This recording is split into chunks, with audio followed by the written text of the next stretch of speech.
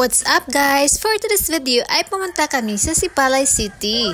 Bali pangalawang balik na pala namin ito. Pero syempre, ibang beach naman ang aming pinuntahan. Napakaganda naman kasi talaga dito. At saka white sand pa.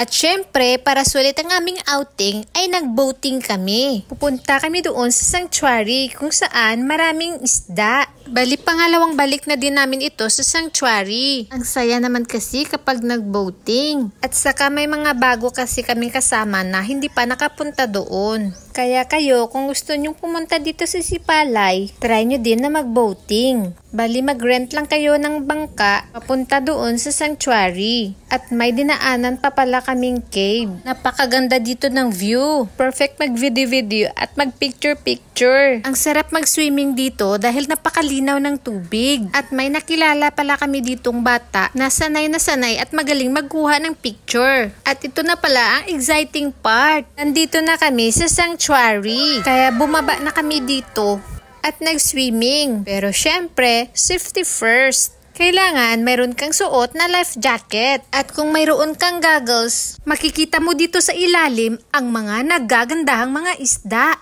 Pwede ka din dito magdala ng pagkain ng isda para magsilabasan sila.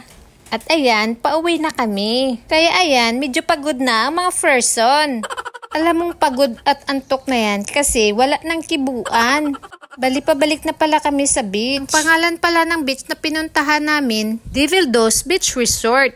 Also known as Upaw Beach. Napakamura lang ng entrance dito. Nag-rent lang pala kami ng table at chairs. At pagbalik namin ay low tide pala. Kaya kailangan naming bumaba, maglakad papunta doon sa beach. Dahil mababaw na lang ang tubig. At napakalinaw, ay makikita mo ang napakadami na mga starfish. At take note, hindi ko kinuha yung starfish. Pinakita ko lang sa video. At ayan, medyo malayo-layo pa ang lalakarin namin. Kaya bit-bit ko yung tsinelas ko. At may dala-dala pang bag. Kala mo naman may bit-bit na 1 million. Pero hindi lang talaga ako sanay na hindi ko dala yung bag ko ba.